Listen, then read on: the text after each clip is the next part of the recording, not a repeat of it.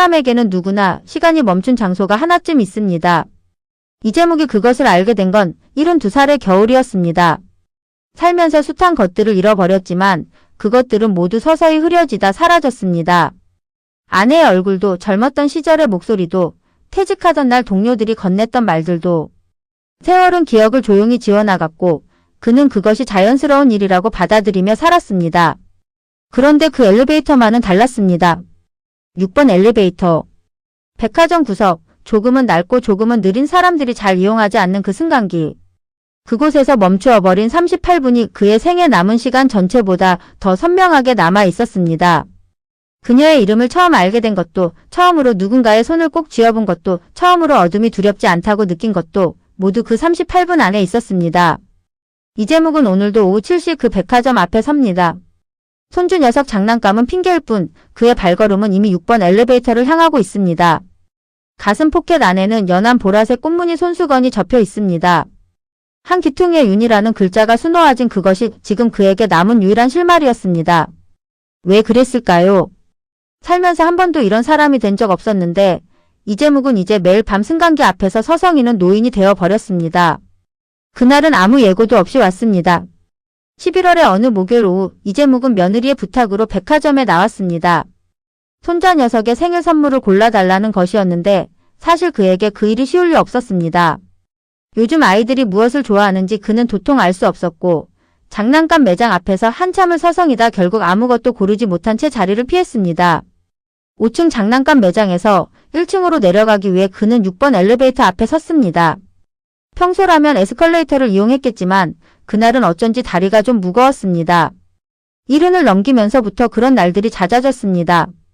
몸이 마음보다 솔직해지는 나이, 그는 그것을 담담하게 받아들이고 있었습니다. 버튼을 누르고 기다리는데 옆에서 인기척이 났습니다. 보라색 코트를 입은 여인이었습니다. 단정하게 올린 백발, 작고 반듯한 어깨, 그리고 두 손으로 조심스럽게 진종이 쇼핑백. 나이는 60 중반쯤 되어 보였습니다. 백화점 조명 아래서도 그녀의 얼굴은 자연스럽게 빛났는데 그것은 젊음의 광채가 아니라 오랜 세월이 사람에게 새겨놓는 어떤 온화함이었습니다. 이재묵은 자신도 모르게 한 발짝 비켜섰습니다. 공간을 내어주는 것이 예의라고 생각했습니다. 엘리베이터 문이 열렸습니다. 두 사람은 거의 동시에 안으로 들어섰고 그는 그녀가 1층 버튼을 누르기 전에 먼저 눌렀습니다. 그녀는 짧게 목례를 건넸습니다. 그도 고개를 숙였습니다. 그것이 전부였습니다. 엘리베이터가 움직이기 시작했습니다. 그리고 정확히 4층과 3층 사이 그것은 멈추었습니다. 처음에는 그리 당황하지 않았습니다. 기계란 가끔 이런 법이라고 생각했습니다. 그런데 5초가 지나고 10초가 지나도 아무 반응이 없었습니다. 그가 비상벨을 눌렀습니다. 멀리서 울리는 소리가 들렸지만 응답은 없었습니다. 그때 조명이 꺼졌습니다. 완전한 어둠이었습니다. 이재묵은 이상하게도 그 순간 자신의 심장 소리가 처음으로 크게 들렸습니다. 그리고 어둠 속에서 낮고 차분한 목소리가 들려왔습니다. 당황하지 마세요. 곧 복구될 겁니다. 그 목소리는 신기하게도 이재묵을 진정시켰습니다. 당황하지 말라는 말을 하면서 정작 그 말을 가장 필요로 한 것은 그녀 자신이었을지도 모릅니다. 하지만 목소리에는 흔들림이 없었고 그것이 그에게도 전해졌습니다. 네, 잠시 기다려 보지요. 이재묵은 최대한 자연스러운 목소리로 대답했습니다. 핸드폰을 꺼내 손전등을 켰습니다.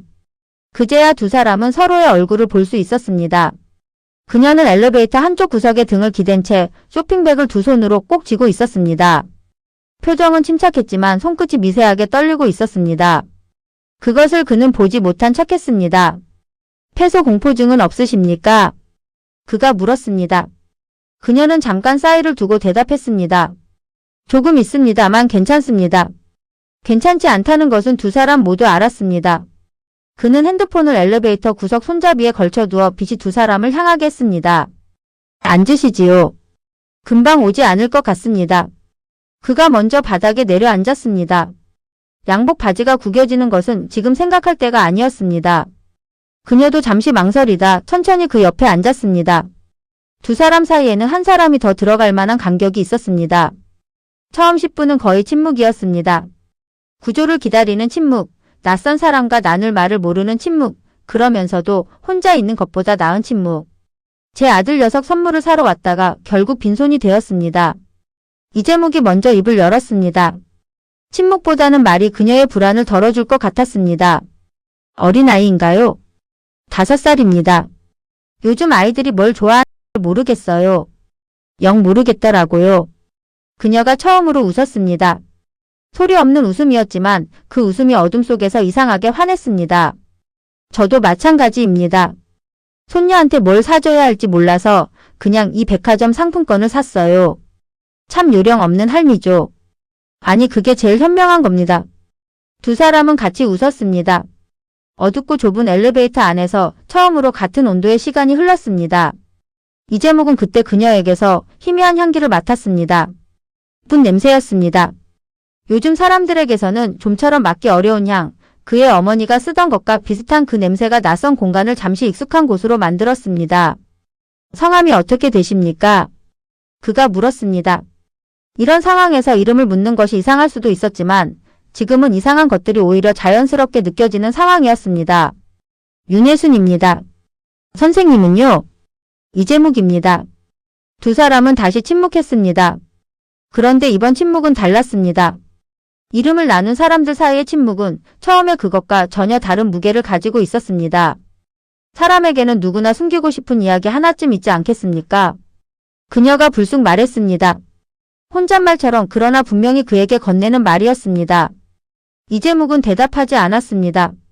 하지만 마음속에서는 무언가가 움직였습니다. 긴 세월 동안 닫아두었던 서랍 하나가 소리 없이 열리는 것 같은 감각이었습니다. 핸드폰 배터리가 줄어들면서 빛이 약해졌고 두 사람은 더 깊은 어둠 속으로 들어갔습니다. 이재묵은 그제야 핸드폰을 껐습니다. 배터리를 아껴야 했습니다. 완전한 어둠이 다시 찾아왔지만 이번에는 처음과 달랐습니다. 그는 그녀가 옆에 있다는 것을 알았고 그녀도 그가 옆에 있다는 것을 알았습니다. 보이지 않아도 알 수 있는 것들이 있습니다. 아내를 5년 전에 먼저 보냈습니다. 이재묵은 왜 그 말을 했는지 모릅니다. 어둠이 사람을 솔직하게 만드는 것인지 아니면 다시는 보지 않을 사람이기에 오히려 쉬웠던 것인지 살면서 이 말을 이렇게 덤덤하게 꺼낸 적이 없었습니다. 저는 남편을 7년 전에 보냈어요. 그녀의 목소리도 흔들리지 않았습니다. 담담하다 못해 오래 익숙해진 사람의 말투였습니다. 그 뒤로 어떻게 사셨습니까? 그냥 살았지요. 그냥 사는 것도 용기가 필요하더라고요.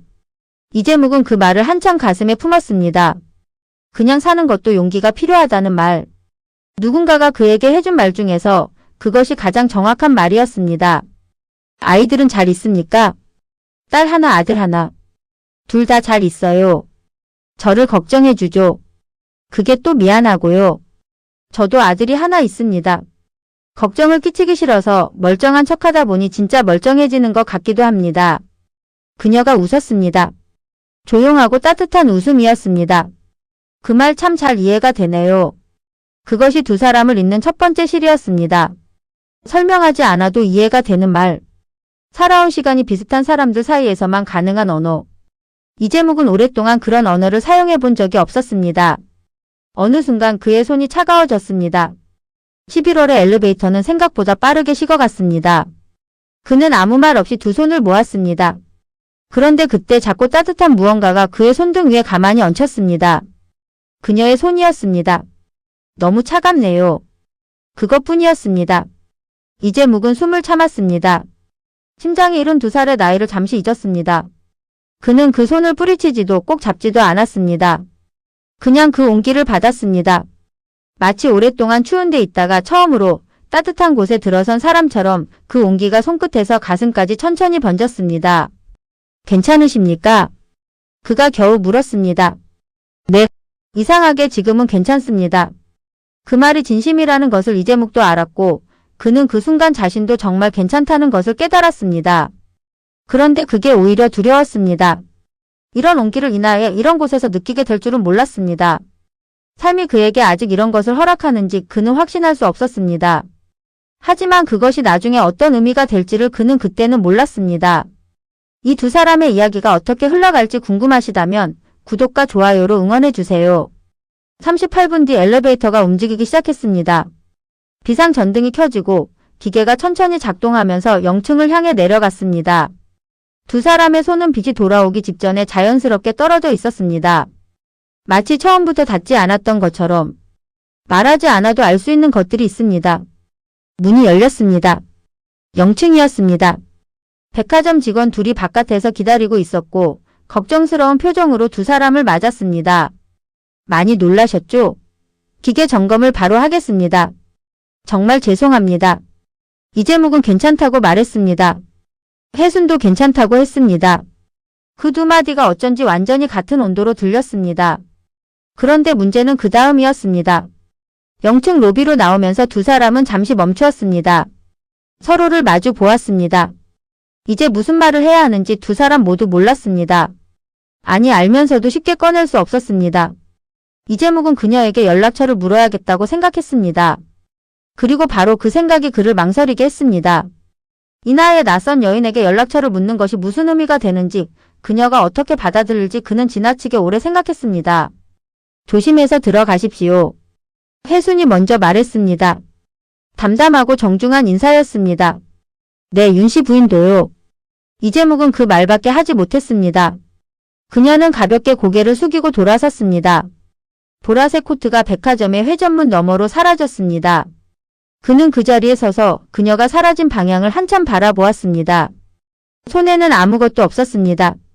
장난감도 사지 못했고 연락처도 받지 못했습니다. 손주 생일 선물은 내일 다시 와야 했습니다. 집으로 돌아오는 버스 안에서 이재묵은 창문에 기댄 채 생각했습니다. 왜 한마디를 더 하지 못했을까? 차 한잔 하시겠냐고, 혹은 다음에 뵐 수 있겠냐고 그 짧은 문장 하나를 왜 입 밖으로 내지 못했을까? 그것이 실수였는지 아니면 현명한 판단이었는지 그는 며칠 동안 스스로에게 물었습니다. 그리고 결국 알았습니다. 그것은 판단이 아니었습니다. 두려움이었습니다. 70이 넘은 나이에도 두려움은 여전히 같은 모습으로 찾아온다는 것을 그날 이재묵은 처음 알았습니다. 그녀의 선택은 옳았을까요? 먼저 인사를 건네고 떠난 그녀도 속으로는 같은 것을 기다리고 있었던 걸까요? 그 다음 날부터 이재묵의 삶에는 하나의 새로운 의뢰가 생겼습니다. 오후 7시 백화점 6번 엘리베이터 앞. 처음에는 스스로도 이것을 합리화했습니다. 손주 장난감을 사야 하니까. 아직 사지 못했으니까. 그런데 손주 장난감은 이틀째 되던 날 이미 샀습니다. 그 뒤로도 그는 계속 백화점으로 갔습니다. 화려한 매장 조명 아래 이재묵은 혼자 6번 엘리베이터 앞에 서서 사람들을 바라보았습니다. 엘리베이터 문이 열릴 때마다 심장이 한 번씩 덜컹거렸습니다. 혹시 저 문 안에 보라색 코트가 있을까봐. 혹시 단정한 백발이 보일까봐. 하지만 문이 열릴 때마다 보이는 것은 무표정한 낯선 얼굴들 뿐이었습니다. 일주일째 되던 날이었습니다. 이재묵은 아무도 없는 시간을 노려 6번 엘리베이터에 혼자 탔습니다. 그리고 두 사람이 앉아있던 구석을 천천히 살폈습니다. 청소가 된 뒤였지만 바닥과 벽 사이의 틈새에 작은 무언가가 끼어 있었습니다. 연한 보라색 꽃무늬 손수건이었습니다. 한 귀퉁이에 윤이라는 글자가 정갈하게 수놓아진 그것을 이재묵은 두 손가락으로 조심스럽게 집어들었습니다. 그날 그녀가 떨어뜨리고 간 것이 분명했습니다. 손수건을 코끝에 가져가니 희미한 분 냄새가 남아 있었습니다. 그는 그것을 가슴 포켓에 넣었습니다. 마치 보물처럼. 폐점 안내 방송이 나오기 직전 그는 다시 한번 6번 엘리베이터에 올랐습니다. 그리고 혼잣말로 중얼거렸습니다. 윤씨 부인 듣고 있소. 그 순간 전등이 한번 깜빡이더니 엘리베이터가 미세하게 진동하며 멈추어 섰습니다. 숫자판은 0을 가리키고 있었습니다. 이재묵은 숨을 멈추었습니다. 하지만 어둠은 침묵했습니다. 그는 오래 앉아 있었습니다. 어둠 속에서 그녀의 숨소리가 들려오기를 기다리며 그 가녀린 손길이 자신의 손등 위에 얹히기를 기다리며. 그러나 아무것도 오지 않았습니다. 문이 다시 열렸을 때 그곳은 비어 있었습니다. 이재묵은 영층으로 걸어 나왔습니다. 그리고 저 멀리 에스컬레이터를 타고 내려가는 한 여인의 뒷모습을 보았습니다. 보라색 코트. 단정한 백발.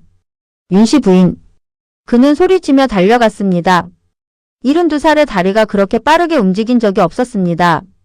하지만 그녀는 이미 회전문 너머였습니다. 그가 문을 밀고 나왔을 때 11월의 차가운 바람만이 그를 맞았습니다.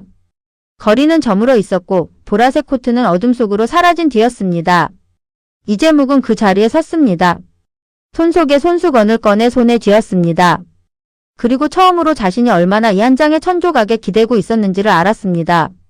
돌려주지 못한 손수건, 하지 못한 말, 묻지 못한 연락처. 그것들이 쌓여 지금의 그를 만들고 있었습니다. 그는 그날 밤 처음으로 제대로 울었습니다. 아내를 보내던 날에도 꾹 참았던 눈물이 이상하게도 그날 밤에 나왔습니다. 그것이 무엇을 위한 눈물인지 그는 정확히 알 수 없었지만 오래 묵은 것이 녹아 나오는 것 같은 느낌이었습니다. 그리움은 시간이 지워주지 않았습니다. 그저 익숙해질 뿐이었습니다. 백화점 고객 게시판은 1층 안내 데스크 옆에 있었습니다.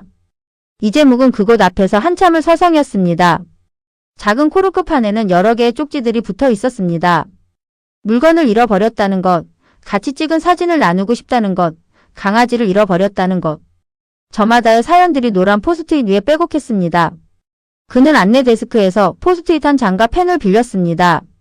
직원이 힐끔 바라보았지만 그는 개의치 않았습니다. 한참을 생각하다 그는 썼습니다. 0층에서 손수건을 잃어버리신 분을 기다립니다. 6번 엘리베이터에서 함께 갇혔던 사람. 그것을 게시판 가운데에 붙였습니다. 그리고 한 걸음 물러서서 바라보았습니다. 초라해 보일 수도 있었습니다. 70이 넘은 노인이 백화점 게시판에 쪽지를 붙이는 일이. 하지만 이상하게도 그는 부끄럽지 않았습니다. 오히려 오랫동안 하지 못했던 어떤 일을 처음으로 해낸 것 같은 기분이었습니다.